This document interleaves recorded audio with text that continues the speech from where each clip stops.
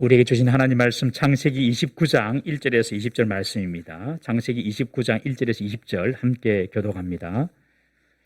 야곱이 길을 떠나 동방 사람의 땅에 이르러 본즉 들에 우물이 있고 그 곁에 양 세 떼가 누워 있으니 이는 목자들이 그 우물에서 양떼에게 물을 먹임이라. 큰 돌로 우물 아귀를 덮었다가 모든 떼가 모이면 그들이 우물 아귀에서 돌을 옮기고 그 양떼에게 물을 먹이고는 우물 아귀 그 자리에 다시 그들을 덮더라. 야곱이 그들에게 이르되 내 형제여 어디서 왔느냐.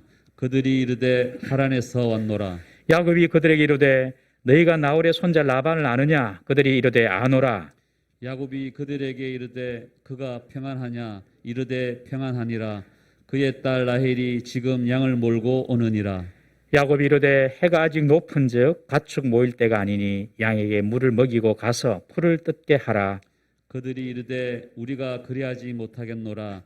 때가 다 모이고 목자들이 우물 아귀에서 돌을 옮겨야 우리가 양에게 물을 먹이느니라. 야곱이 그들과 말하는 동안에 라헬이 그의 아버지의 양과 함께 오니 그가 그의 양들을 치고 있었기 때문이더라.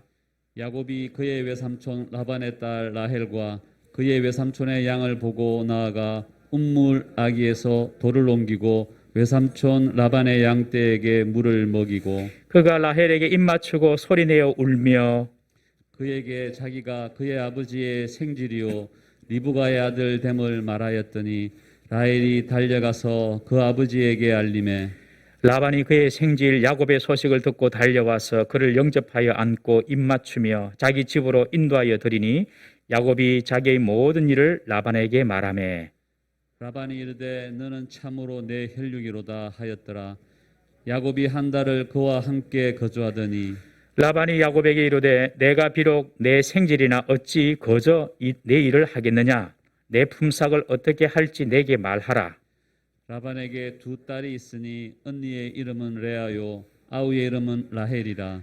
레아는 시력이 약하고 라헬은 곱고 아리따우니 야곱이 라헬을 더 사랑함으로 대답하되 내가 외삼촌의 작은 딸 라헬을 위하여 외삼촌에게 7년을 섬기리이다. 라반이 이르되 그를 내게 주는 것이 타인에게 주는 것보다 나으니 나와 함께 있으라. 야곱이 라헬을 위하여 7년 동안 라반을 섬겼으나 그를 사랑하는 까닭에 7년을 며칠같이 여겼더라. 아멘. 좋으신 하나님 찬양합니다.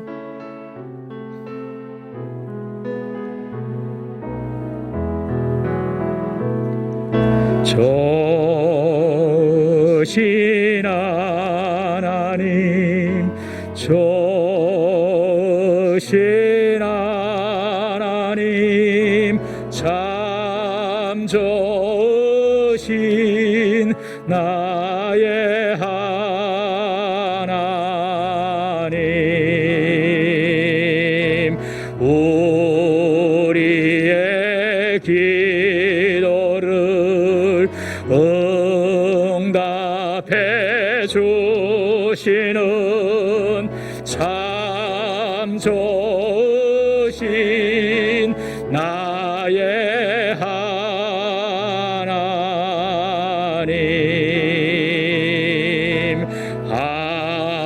한없는 축복을 우리에게 주시는 참 좋으신 나의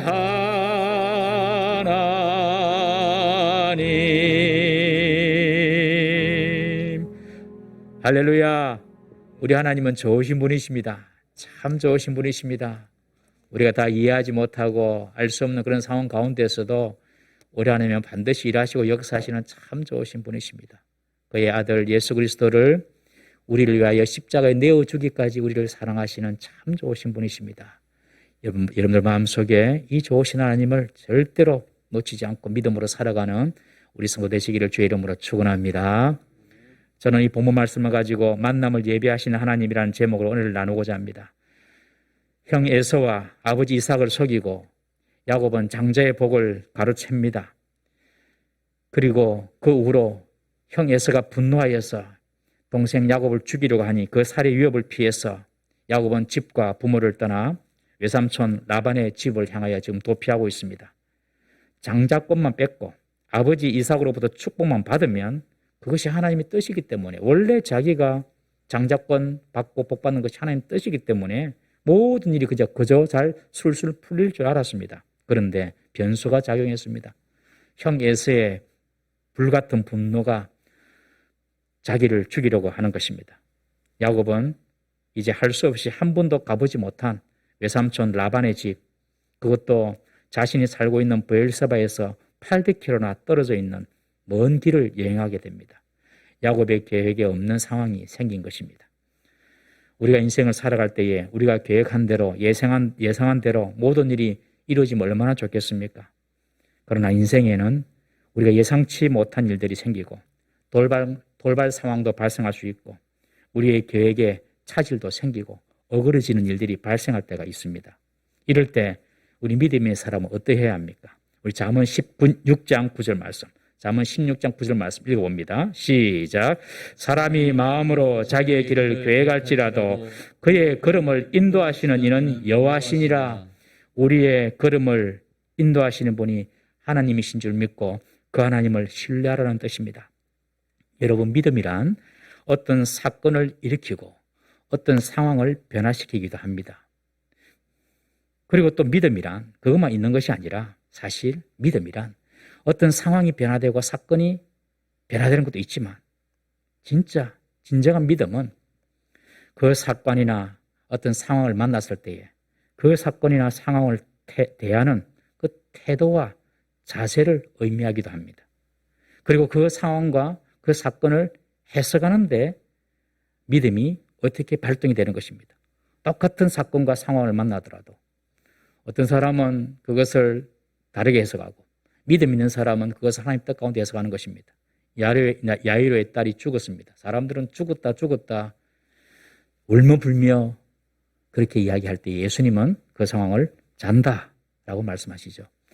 여러분, 상황과 사건 이거 자체를 믿음으로 변화시킬 수도 있지만, 진정한 믿음은 그 상황과 사건 속에서 그것을 하나님의 뜻 가운데 믿음으로 해석할 수 있는 능력이 진정한 믿음이며, 그리고 그 상황 속에서도 하나님이 역사하시는 것을 믿는 것이 진정한 믿음인 줄 꼭 기억하시기를 바랍니다.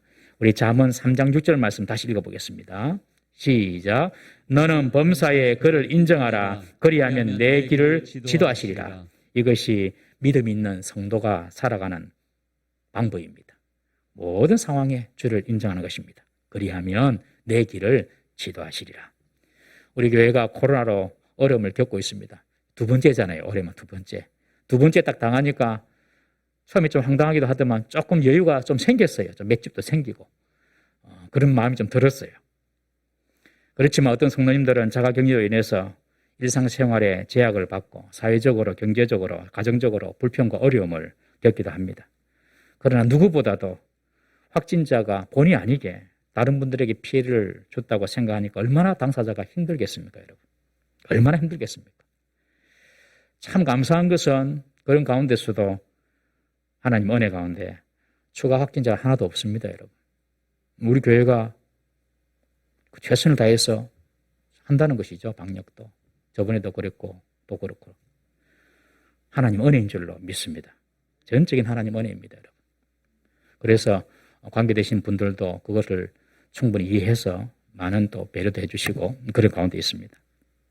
여러분, 우리의 모든 삶이 나의 계획과는 맞지 않다 하더라도 하나님의 인도하심을 믿고 그 가운데 하나님의 뜻을 발견하고자 하는 것이 성도가 사건과 상황을 대하는 태도인 줄 믿으시길 바랍니다. 야곱은 자신의 뜻과 계획과 다르게 정든 집과 그리고 그의 의지가 되었던 부모님을 떠나야만 했습니다. 그의 계획이 아니었습니다.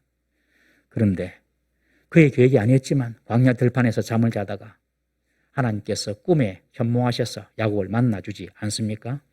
여러분, 내 인생에 어떤 일들이 계획대로 잘 진행되지 않고 도리어 난처하고 난감하고 두렵고 고난이 되는 상황 속에 들어갈 때, 여러분, 그때가 오히려 하나님께서 우리를 만나 주실 때임을 꼭 기억하시기 바랍니다.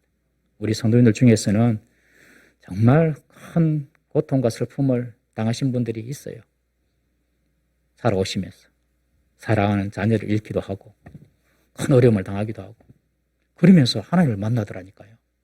그러면서 오히려 하나님을 섬기는 자가 돼요. 사람이 어떻게 다 모든 걸 알겠습니까, 여러분? 우리 IQ로, 우리 머리로. 다 할 수 없어요. 우리가 꼭 기억해야 할 것은 우리가 이해할 수 없는 상황과 환경이 펼쳐진다 하더라도 하나님께서 이 가운데서도 일하시고 역사하신다. 범사에 그를 인정하는 믿음의 태도. 그때 하나님께서 일하실 줄 믿으시기 바랍니다. 오히려 내 계획과 오히려 내 생각이 벗어나는 상황 속에 있을 때에 그때 하나님께서 오히려 우리를 만나주시는 때다. 여러분 그렇게 기대하시기 바랍니다. 야곱은 꿈속에서 처음으로 나타나신 하나님을 생생하게 만납니다. 그리고 그 하나님께서 자신을 축복하시고 돌보시고 지켜주시며 내가 너와 끝까지 함께하겠다 이 약속의 말씀을 붙잡습니다. 그리고 800km나 되는 먼 길을 여행합니다. 드디어 어머니의 고향 동방 사람의 땅에 도착하게 됩니다. 메소포타미아 지역, 그쪽 지역입니다.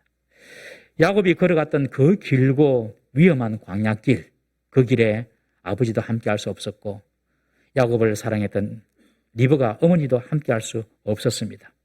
그렇지만 이 야곱은 자기 꿈에 나타나신 그 하나님, 내가 너와 함께하겠다, 너를 떠나지 않겠다, 내가 너를 지켜주겠다, 내가 너에게 한 약속 다 이루어주겠다 말씀하신 그 하나님 말씀 붙잡고 그 약속 붙잡고 그 광야길을 통과할 수가 있었던 것입니다. 사랑하는 성도님 여러분, 성도의 위기가 무엇인 줄 아십니까? 우리의 위기는 나를 도울 사람이 없는 것이 위기가 아닙니다, 여러분. 돈이 없는 것도 위기가 아닙니다, 여러분. 건강을 잃는 것도 우리의 위기가 아닙니다, 여러분. 우리 성도의 위기는 진짜 내가 붙잡아야 될 하나님의 말씀이 없는 것이 위기입니다, 여러분. 어떠한 가운데서도 내가 붙잡아야 될 하나님 말씀, 하나님께서 내게 들려주신 그 하나님의 음성, 그것이 없으면 그것이 바로 성도의 위기가 되는 것입니다. 성도는 죽음의 순간에서도 그 죽음을 통과할 하나님의 약속의 말씀을 붙잡고 있다면 여러분 죽음도 담대하게 이길 수 있음을 믿으시기 바랍니다. 야곱은 광야를 무사히 통과하고 동방 땅에 도착을 했는데 그것은 그 어떤 힘도 아닌 하나님께서 야곱과 함께 하신 힘이었고 하나님께서 야곱에게 해주신 그 약속을 붙잡았던 힘이었던 것입니다. 우리 인생에도 하나님의 약속을 붙잡고 살아가는 우리 성도 되시기를 바랍니다. 광야를 무사히 통과한 야곱은 이제 동방 땅에 접어들었습니다. 그런데 그곳에 보면 하나 우물이 있는 것을 발견합니다. 광야에 우물이 있는 것입니다. 그 우물은 그 지역에서 목축하는 모든 목자들과 가축들을 위한 공동 우물이었습니다. 사막지대의 물은 귀하죠. 그래서 그 물을 공평하게 사람들에게 먹이기 위해서 목자들이 다 모였을 때에 우물 뚜껑을 걷어내고 함께 물을 먹는 공동 우물이었습니다. 공동 우물이었기 때문에 우물의 입구가 크고 우물을 덮는 돌도 매우 크고 넓고 무거웠을 것입니다. 장정 몇이 덜해야지만 움직일 수 있는 그런 돌이었습니다. 야곱이 우물 곁에서 다른 목자들이 지금 올 때까지 기다리는 목자들을 봅니다. 양떼 세 떼가 우물 곁에 이렇게 누워있고 목자들도 기다리고 있는 것입니다. 긴 광야 여행 끝에 야곱이 사람을 만난 것이 얼마나 반가웠겠습니까? 그리고 자신이 찾고 있는 외삼촌 라반에 대해서도 그들이 알고 있는지 궁금했습니다. 그래서 야곱은 낯선 목자들에게 친근하게 형제여 그렇게 부르며 접근합니다. 어디서 왔습니까? 여러분들이 어디서 왔는지 묻습니다. 아마 이 들판에 있는 우물은 성읍들과 꽤 멀리 떨어져 있었던 것 같습니다. 그래서 야곱은 그 목자들이 어디서 왔는지를 확인함으로써 자신이 지금 어디쯤 와 있는가를 알고 싶은 것입니다. 마침 그들이 하는 말이 우리 하란에서 왔다고 그렇게 말합니다. 하란에서 온 목자라고 이야기합니다. 그 말을 듣고 야곱이 다시 묻습니다. 하란이라고? 그러면 그 하란 땅에 나홀의 손자 라반을 아십니까? 라고 묻습니다. 그들은 말합니다. 안다고 말합니다. 정말 모래밭에서 바늘 찾기 식으로 야곱은 주소도 모르고 아는 사람도 없고 그저 외삼촌 라반 이름 하나 가지고 왔는데 그 동방 땅에 오자마자 삼촌을 아는 목자를 만난 것입니다. 이때 야곱의 마음은 아마 뛰고 기쁨과 기도로 흥분이 되었을 것입니다. 야곱은 목자들에게 삼촌 라반의 안부를 묻습니다. 그가 평안하냐 묻습니다. 왜냐하면 삼촌 라반의 안부가 중요합니다. 뭐 돌아가셨다든지 없다든지 그러면 안 되잖아요. 라반이 무탈해야지 자신을 거두어 줄 수 있기 때문에 그렇습니다. 그러자 목자들이 삼촌 라반 그 사람 평안하다, 잘 지낸다, 그렇게 말하면서 더 놀라운 소식을 전해줍니다. 지금 그 라반의 딸 라헬이 우물을 향해서 양떼를 몰고 온다는 것입니다. 여러분. 이 목자들이 전한 말은 그저 라반의 딸 레아가 양을 데리고 이곳으로 올 것이다 라는 그런 사실만을 전했을 뿐일 텐데, 야곱에게는 정말 그 말이, 그 소식이 생명과도 같은 소식이었을 것입니다. 800km를 여행해 왔고 제대로 삼촌 라반을 만날 수 있을지 보장도 없는 그런 상황이었는데, 이렇게 극적으로 하란의 목자들을 만나고 그리고 라반의 딸 라헬까지 만날 수 있다는 것은 야곱에게는 정말 생명과 같은 소식이었습니다. 사랑하는 성도님 여러분, 우리에게도 우리 자신에게는 별거 아닌 소식이 어떤 사람에게는 생명이 되고 구원이 될 수 있습니다. 그것이 바로 우리가 알고 있는 복음입니다. 복음. 우리는 뭐 복음 계속 들으니까, 어릴 때부터 듣고 또 계속 들으니까 그냥 뭐 당연하듯이 그렇게 우리 생각하잖아요. 그런데 이 복음은 어떤 사람에게는 자신의 죄를 용서받고 자신의 모든 과거를 용서받고 내가 새 사람이 될 수 있다는 그런 사인입니다. 그런 기회입니다. 그런 자들도, 죄인들도 구원받아서 하나님의 자녀가 되어 천국을 소유하는 그런 복과 은혜를 주는 것이 복음이지 않습니까, 여러분? 이 땅에서 잘 먹고 잘 살고 하는 것이 중요한 것이 아니죠. 구원받아 죽음 이후에 천국 가는 것이 여러분 중요한 것입니다. 그런데 우리는 이 소식을 알고 있습니다. 당연하게 그냥 알고 있습니다. 그런데 이 소식을 아직까지 모르는 사람이 참 많아요, 이 세상에. 그런 자들에게 우리는 복음을 전해야 할 줄로 믿습니다. 우리가 알고 있는 이 복음이 우리가 오래전부터 알고 우리가 확신 있게 믿고 있다고 해가지고 대수롭지 않은 이야기가 아닙니다, 여러분. 이 소식을 접하고 알기만 하고 믿기만 믿으면 그 인생이 변할 사람이 얼마나 우리 주위에 많은지 모릅니다. 그러므로 우리는 때를 얻든지 못 얻든지 복음을 전하는 하나님의 백성이 되어야 할 줄로 믿습니다. 특별히 아직 가족 중에서 믿지 않는 분들이 계시면 여러분 무엇을 희생해서라도 복음을 전해야 할 줄로 믿습니다. 제일 어려운 거예요. 이 가족 전도는 시간이 필요합니다. 그렇지만 복음 전하는 일을 게을리 해서는 안 될 것입니다. 다음 주면 추석이죠. 믿지 않는 가족들 만나기도 껄끄러운 분들 얼마나 많습니까? 다음 주면 추석인데 믿지 않는 가족들은 아마 차례를 지낼 것입니다. 여러분, 그러면 모른 척하지 말고 수고한다고 과일 한 박스라도 전달해 주십시오. 그리고 내가 뭐 도와줄 건 없냐? 그렇게 한번 물어보십시오. 우리는 하나님을 믿으니 제사에는 함께 참여할 수 없지만 네가 수고하니까 좀 돕고자 한다, 그런 마음을 보여주십시오. 우리는, 여러분, 성도는 죽은 사람 보고 일하는 사람이 아니라 산 사람 보고 일하는 사람이지 않습니까? 그러니까 죽은 사람을 위해 사는 것이 아니라 살아있는 사람이 고생하니까 우리가 도와줘야 하는 것입니다. 그런데 대체로 보면 믿음을 가지는 순간 우리 성도들은요, 믿지 않는 형제와 의절을 해버려요. 그냥 믿지 않는 사람과 관계를 단절해버리는 그런 경우가 있습니다, 여러분. 그것은 절대로 하나님의 뜻이 아닙니다, 여러분. 이번 추석 때 믿지 않는 형제들과 더 가까이 하는 우리 성도 되시기를 주의 이름으로 축원합니다. 야곱은 목자들이 별 의미 없이 전해준 그저 그 라반의 딸이 곧 올 거야, 아무 생각 없이 그냥 전한 거예요. 사실만 전한 거예요. 그런데 그 소식에 야곱의 가슴은 뜁니다. 이제 내 고생은 끝이 났다. 이제 나는 희망이 시작된다. 내 희망과 내 기대가 이제 실현된다. 아마 그렇게 생각을 했을 것입니다. 그래서 오늘 11절에 보면 라반의 딸 라헬을 보았을 때 얼마나 감격스러웠는지 그냥 소리내어서 흐느끼고 울면서 입을 맞췄다고 기록하고 있습니다. 얼마나 반가웠던지. 야곱은 일이 이렇게 순적하게 진행되는 것을 보고 아마 놀랐을 것입니다. 와, 일이 이렇게도 진행되는구나. 그가 느꼈을 거예요. 하나님의 손길을 느꼈을 거예요. 여러분, 하나님이 일을 진행하실 때에는 우리가 느낄 수 있습니다. 하나님이 일을 이렇게 진행해 나가시는구나. 내 경험과 내 지혜와 내 생각을 넘어서 하나님이 만들어 가시는 일들을 보면서 우리는 여러분 감탄을 하게 되고 감사하게 되는 것입니다. 우리의 인간적인 생각과 계획을 뛰어넘어서 일하시는 그 하나님의 섭리, 그 하나님의 인도하심, 그것이 저와 여러분들이 있음을 믿으시기 바랍니다. 야, 하나님이 정말 이렇게 일을 하시는구나. 이렇게 만들어 가시는구나. 그런 역사들이 우리들에게 많이 일어나기를 주의 이름으로 축원합니다. 목자들과의 대화를 통해서 야곱은 진실로 섬세하게 자신의 길을 인도하시는 하나님을 체험하게 되는 것입니다. 야곱은 먼저 우물가에 와서 다른 목자들을 기다리는 목자들에게 한 가지 제안을 합니다. 지금 해가 아직 중천에 떠 있는데 지금 우물가에 앉아서 양들로 하여금 쉬게 하지 말고 먼저 온 팀들은 먼저 양에게 물을 먹이고 양들로 하여금 풀을 뜯게 하는 것이 더 좋겠다. 그런 제안을 하죠. 왜 양들을 다른 팀이 올 때까지 누워있게 해가지고 해가 지고 시간 버리고 꼴을 더 먹어서 더 살찌울 수 있는데 비효율적으로 일하냐? 그렇게 지금 말을 하는 것입니다. 그러자 목자들은 그것은 정해진 룰이다. 그렇게 이야기합니다. 다 와야 된다. 다 와야 된다. 다 와서 뚜껑 드러내고 함께 먹어야 된다. 그렇게 말을 한 것입니다.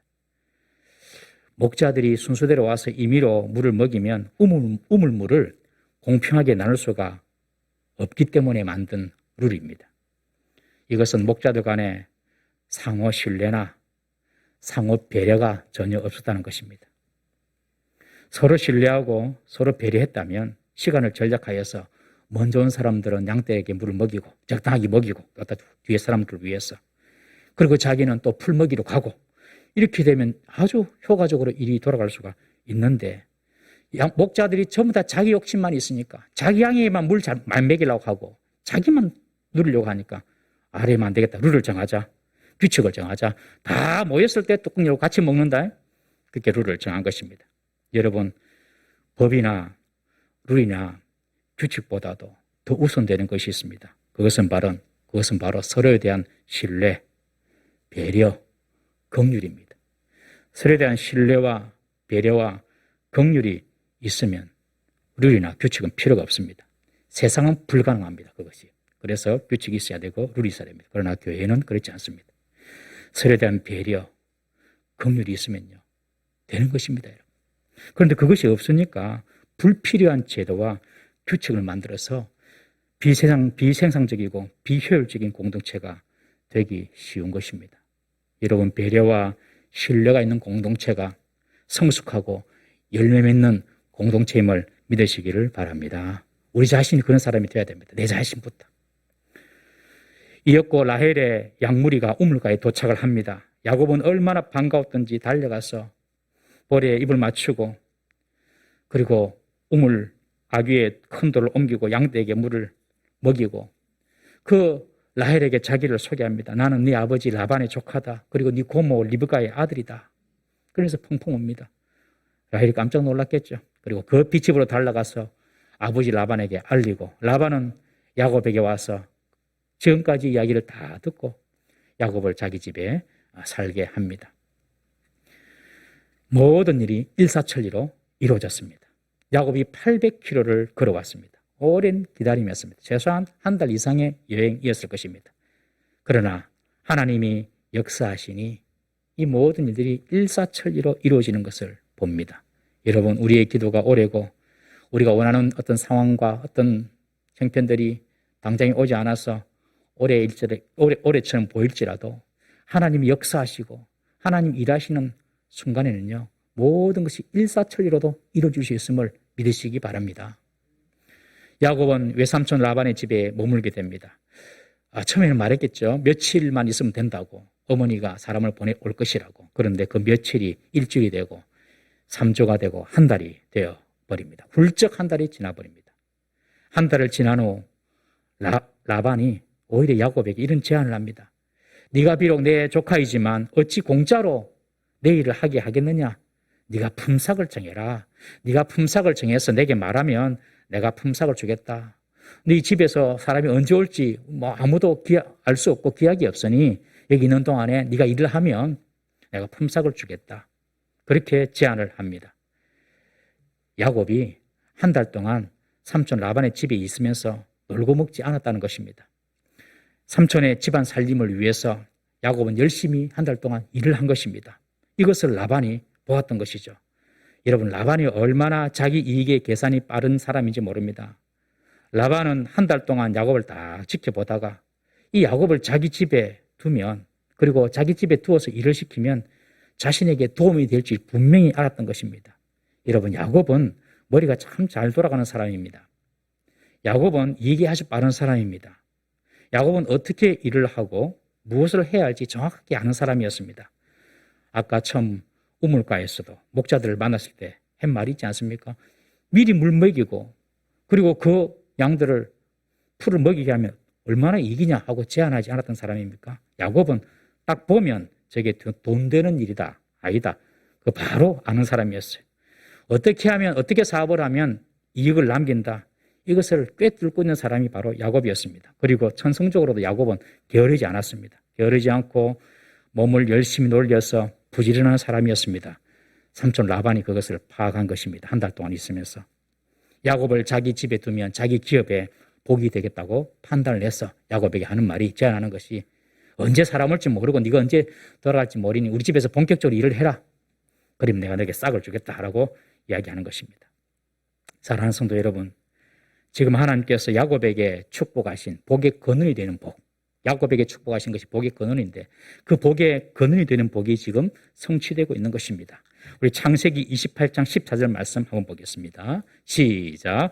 내 자손이 땅의 티끌같이 되어 내가 서쪽과 동쪽과 북쪽과 남쪽으로 퍼져나갈지며 땅의 모든 족속이 너와 내 자손으로 말미암아 복을 받으리라. 너를 통하여 모든 사람이 복을 받게 될 것이다. 이 약속이 지금 이 라반의 집에서 성취가 되는 것입니다. 이 야곱 때문에. 요셉도 그랬죠. 요셉 때문에 보디발 장군의 집이 복을 받는 것입니다. 여러분, 하나님의 사람은 다른 사람에게 복이 되는 사람인 줄 믿으시기 바랍니다. 하나님의 사람은 다른 사람에게 유익이 되고 복이 되기 때문에 그 사람이 이 라반처럼 곁에 두고 싶어 합니다. 아, 저 사람 내 곁에 있으면 좋겠다. 내 가까이 저 사람 있으면 좋겠다. 여러분 주위에 그런 사람 있습니까? 아, 저 사람 내 가까이 있으면 좋겠다. 내게 유익이 된다. 여러분, 그런 사람이 하나님의 사람입니다. 참 매력 있는 사람이죠. 이런 사람이 매력 있는 사람. 사람이 가까이 하고 싶은 사람. 매력 있는 사람입니다. 피하고 싶은 사람 말고 가까이 하기 싫은 사람이 되어서는 안 되는 것입니다. 여러분, 사람들이 우리를 보고 피하고 싶고 가까이 하기 싫은 사람이 되면 어떻게 우리가 복음을 전할 수가 있겠습니까? 교회 가자. 그런데 내가 직장에서도 네하고 일주일 동안 붙어 있는데 싫은데 교회까지 가서 니랑 붙어 있어야 되나? 그럼 전도가 되겠습니까, 여러분? 정말 우리 성도들은요, 직장에서나 학교에서, 가정에서 매력적인 사람이 되었으면 좋겠습니다. 하나님의 아들 예수님을 믿는다는 사람이 세상 사람들보다 품위가 없고 배려도 없고 손해볼 수 있는 마음의 여유도 없다면 세상 사람들이 보기에 우리가 똑같네 이렇게 생각을 해버리면 문제가 되는 것입니다, 여러분. 모든 것이 팍팍하고 계산적으로 행동하고 자기 이익만 찾으려고 한다면 어떻게 우리가 세상에 선한 영향력을 끼칠 수가 있겠습니까, 여러분? 이것은 돈이 많고 적고의 문제가 아닙니다. 이것은 내가 많이 배우고 안 배우고 학식의 문제가 아닙니다. 성도로서의 품격이 있습니다. 성도로서의 품격. 성도로서의 인성과 마음의 태도가 있어야 하는 것입니다. 오늘날 한국교회가 세상으로부터 지탄을 받고 있지 않습니까? 그것이 꼭 세상이 받아들일 수 없는 그 복음의 순수한 복음의 자체의 내용도 있겠지만 물론, 그러나 우리 자신이 덜 성숙되고 변화되지 않는 미숙한 인성 때문은 아닌지 우리가 돌아봐야 할 줄로 믿습니다. 여러분의 직장에서, 학교에서 여러분이 복의 통로가 되고 정말 사람들이 가까이 두고 싶은 사람, 그런 매력적인 하나님의 사람이 되실 수 있기를 주의 이름으로 축복합니다. 말씀을 연구하면서 적용해 보았어요. 아, 성도들이 가까이 오고 싶어하고 가까이 두고 싶은 그런 목사가 되어야 되겠구나. 저도 자신을 돌아보았습니다. 우리 동부 3일교회 모든 성도님들은요, 세상 사람들이 저 사람과 함께하고 싶다. 무슨 문제가 있으면 저 사람과 의논하고 싶다. 그렇게 매력적인 사람이 될 수 있기를 주의 이름으로 축원합니다. 삼촌 라반이 품삯을 정해서 일을 하라고 제안을 하니까 야곱은 돈을 요구하지 않습니다. 얼마를 주세요. 돈을 요구하지 않고 이 삼촌 라반의 둘째 딸 라헬을 요구합니다. 7년 동안 라헬을 위해서 내가 무보수로 섬기겠다고 하는 것입니다. 남자가 결혼을 하기 위해서는 신부 측 부모에게 신부의 몸값, 결혼 지참금이죠. 그것을 지불해야만 했습니다. 그런데 이 야곱은 그런 돈이 없어요. 그러니 돈 대신 노동력을 제공함으로써 신부의 몸값을 대신하려고 하는 것입니다. 이 야곱이 라헬을 선택하는 데서는 큰 의미가 있습니다, 여러분. 집에서 떠나올 때에 아버지 이삭이 야곱에게 한 명령이 있죠. 너는 친척집에 가서 그 친척집에 여자를 아내로 삼아라. 아버지 이삭이 그에게 한 명령이 있습니다. 야곱은 자신의 사명을 알았던 것입니다. 야곱은 할아버지 아브라함에게 부어주신 그 믿음의 계승자가 되어서 하나님의 언약을 이루기 위해서는 이방 여인이 아닌 다른 친족 중에서 아내를 구해야 함을 잘 알았습니다. 그래서 야곱은 지금 그 사명을 이루려고 하는 것입니다.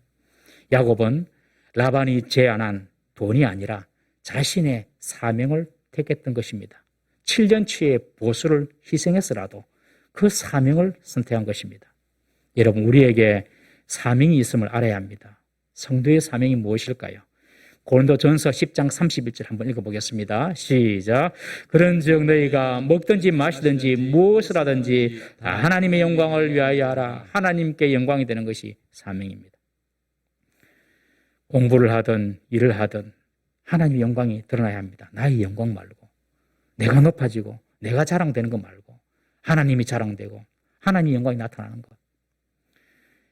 여러분, 야곱처럼 돈이 아니라 우리에게 주신 사명을 선택할 수 있어야 할 줄로 믿습니다. 야곱이 사명을 위하여서 라헬을 선택하지만 그가 경제적으로 가난해지거나 어려움에 처하지 않습니다. 하나님은 야곱을 거부로 만드시고 라반의 집에서 나오게 하십니다. 우리가 하나님의 나라를 위하여, 하나님의 영광을 위하여 우리의 사명을 다할 때에 하나님은 우리의 물질적이고 육적인 부분까지 채워주시는 분이심을 꼭 믿으시기 바랍니다. 야곱은 돈이 아니라 사명을 선택했습니다. 그리고 야곱은 돈이 아니라 사랑을 선택했습니다. 18절에 보시면 야곱이 라헬을 사랑했다고 합니다. 사랑하기 때문에 라헬을 선택했다고 합니다. 우리가 사람을 선택할 때에 사람 따라서 관심사가 다 다르죠. 다 다릅니다. 어떤 사람은 외적인 능력, 외적인 외모, 혹은 그 사람의 어떤 지위, 물질 이런 걸 보고 사람을 선택하는 사람도 있어요. 뭐 그렇게 선택해서 그럭저럭 잘 살면 뭐 또 됩니다. 그런데 과연 그렇게 사는 것이 잘 사는 것인가 한번 생각해 볼 필요가 있습니다.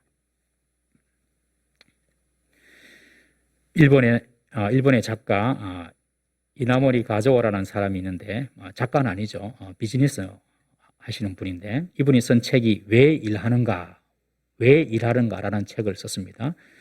그 책은 10년 동안 삼성이 신입사원들에게 추천한 유일한 책입니다. 신입사원으로 들어오면 삼성에 10년 동안 그 책은 반드시 읽어라 그렇게 추천한 책인데요. 왜 일하는가 이 책에 보면 이나모리 가조의 40가지 성공 비결을 소개합니다. 이 사람은 27살 때에 자본금 3천만 원으로 지금 연매출 50조의 기업을 이룬 비즈니스맨입니다. 이 책에 보면 이런 내용이 들어있습니다. 물질에는 3가지 종류의 물질이 있다. 가연성 물질이 있고 불가연성 물질이 있고 자연성 물질이 있다. 가연성 물질은 불 가까이 가면은 타는 물질. 그리고 불가연성 물질은 아무리 불 가까이 가도 안 타는 물질. 그리고 자연성 물질은 그냥 스스로 잘 타는 물질. 이렇게 3가지 물질이 있는데 그 물질처럼 사람에게도 3종류의 사람이 있다. 첫 번째, 가연성 사람이 있다. 이 가연성 사람은 옆에서 동기부여를 자꾸 해주고 자꾸 자극을 주면은 어떤 일을 이루는 사람이 가연성적인 사람이고, 불가연성의 사람은 아무리 이야기를 해도 아무리 옆에 자극을 줘도 그냥 뭐 반응이 없는 사람, 불가연성적인 사람. 그리고 자연성 사람은 옆에서 특별한 어떤 자극을 안 줘도 스스로 잘 해내는 사람. 그 사람이 자연성 사람이다. 그렇게 말을 하면서 이 자연성 사람이 되기 위해서는 정말로 자신이 사랑하고 좋아하는 일을 선택해야 된다. 그렇게 그 책에서는 말을 합니다. 정말 내가 사랑하는 일, 정말 내가 좋아하는 일을 찾는 것이 참 중요하죠. 이 야곱은요, 라헬에 대한 사랑의 마음이 있었습니다. 라헬에 대한 불이 있었습니다. 그래서 라헬을 사랑하기 때문에 라헬을 선택한 것입니다. 20절에 보시면 그를 사랑하는 까닭에 7년을 며칠같이 이겼다. 수일같이 이겼다. 그렇게 기록하고 있지 않습니까? 라헬을 사랑하니까 7년 동안 일을 하는 것이 하나도 힘들지가 않은 것입니다. 여러분, 사랑이 가장 위대한 삶의 원동력이 되는 것입니다. 우리 가장들이 직장에 가지 않습니까? 직장에 가서 하루에 몇 번씩이라도 사표를 내고 싶을 때가 있지 않습니까? 그렇지만 가족을 생각합니다. 자녀를 생각합니다. 가족 사랑, 자녀 사랑 때문에 힘든 직장 생활도 견뎌내고 있지 않습니까, 여러분? 우리가 신앙생활 하는 동기도 마찬가지라고 생각합니다. 우리가 하나님을 예배하고 신앙하는 것이 정말 하나님을 사랑하는 것이 우리의 동기가 되어야 할 줄로 믿습니다. 하나님을 그저 도깨비 방망이처럼 내 소원을 이루기 위한 수단이나 내 문제 해결사 정도로 하나님을 생각하고 있다면 우리의 신앙 한번 돌아보아야 합니다. 우리의 신앙에 성숙이 없고 풍성함이 없는 이유는 하나님과의 관계의 목적을 둔 신앙이 아니라 나의 문제 해결만을 추구하는 신앙이기 때문에 그렇습니다. 예, 문제가 있으면 당연히 하나님께 아뢰고 기도해야 되죠. 그걸 뭐라고 하는 것이 아닙니다, 여러분. 그런데 그것만 있는 것입니다. 그것만. 내 문제만 가지고 하나님께 이야기하는 것입니다. 나와 지금 하나님 관계는 제대로 정립되어 있는가? 나는 정말 하나님을 사랑하는가? 정말 하나님은 나를 보실 때 정말 기뻐할 만한 그런 존재인가? 나와 하나님과 관계는 생각하지 않고 어떤 문제만 가지고 하나님께 나아가기 때문에 우리의 신앙이 풍성하지 못하고 메마르고 건조하고 그리고 하나님과의 나의 관계가 써먹하고 어색해지는 것입니다. 하나님과의 사랑의 관계를 늘 확인하고 사랑으로 하나님을 섬기시는 우리 성도 되시기를 주의 이름으로 축원합니다. 하나님을 사랑의 대상으로 보십시오. 하나님을 문제 해결의 대상, 문제 해결의 조력자 정도로 보는 것이 아니라 하나님과 나의 그런 인격적인 관계를 계속 만들어 나가시는 우리 성도들 되시기를 주의 이름으로 축원합니다. 하나님의 인도하신 가운데 야곱은 800km 떨어진 하란의 우물가에서 라헬을 만나고 외삼촌 라반을 만납니다. 이것은 하나님의 인도하심이었습니다. 비록 야곱이 아버지와 형을 속이고 집에서 도망치듯 나왔지만 하나님은 야곱을 인도하시고 라반을 만나게 하신 것입니다. 여러분, 우리가 실수하고 우리가 인간적인 방법으로 살아왔다 하더라도 하나님 우리를 버리시는 분이 아니십니다. 하나님 우리를 지금도 인도하고 계시고 앞으로도 우리를 인도하실 줄 꼭 믿으시기를 바랍니다. 그리고 야곱은 그 하나님의 인도하심 속에서 자신의 사명을 깨닫습니다. 자신의 사명을 깨닫고 라헬을 선택합니다. 사랑을 따라서 라헬을 선택합니다. 하나님의 인도하심을 믿는 사람은 지금 자신의 상황과 위치 속에서 하나님의 뜻과 하나님의 소명이 있음을 압니다. 그리고 그 상황 속에서 지금 하나님께서 무엇을 원하시는가, 지금 하나님께서 나에게 무엇을 말씀하시는가를 늘 기억하고 그 하나님의 뜻을 선택하는 사람이 하나님의 인도하심을 알고 믿는 사람인 줄로 믿습니다. 사랑하는 성도 여러분, 지금 이런 상황에서 지금 내 형편에서 하나님께서 내게 주신 사명이 무엇이고 하나님 뜻이 무엇인지를 잘 분별해서 선택할 수 있는 그런 은혜가 있기를 주의 이름으로 축원합니다. 기도하겠습니다. 우리 나가시 이 시간 한번 기도하십시다. 하나님께서 우리의 삶을 인도해 나가십니다. 그리고 그 인도하시는 삶 가운데 우리에게 하나님께서 주시는 사명이 있고 하나님 뜻이 있습니다. 하나님 아버지, 내가 지금 이 시간 이 순간 내가 선택해야 될 하나님의 뜻, 하나님의 사명이 무엇입니까? 그것을 발견하게 해주십시오.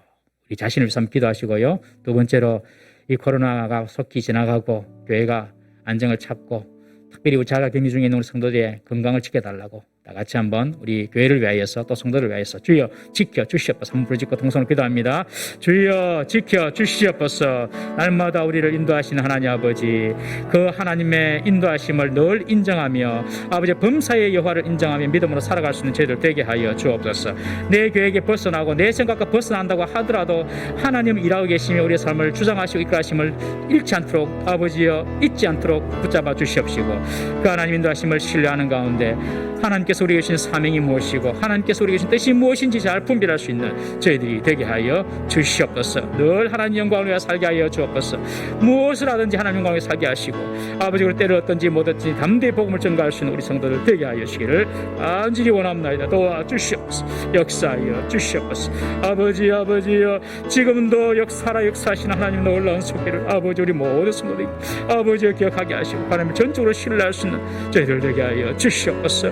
주여 도와 주시옵소서. 주여 도와 주시옵소서. 일하여 주시옵소서.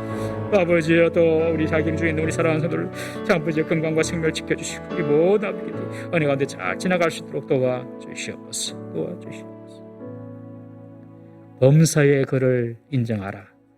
그리하면 내 길을 지도하시리라. 우리의 실수도 있었고 우리의 허물도 죄악도 있었지만 범사에 하나님께서 우리의 삶을 인도하실 줄 믿습니다. 그 가운데 하나님께서 지금 무엇을 원하시고 어떤 선택을 하기를 원하시며 우리에게 주신 사명과 뜻이 무엇인지를 분별하여서 그 뜻대로 선택하고 살아갈 수 있는 우리 성도들 되게 하여 주옵소서.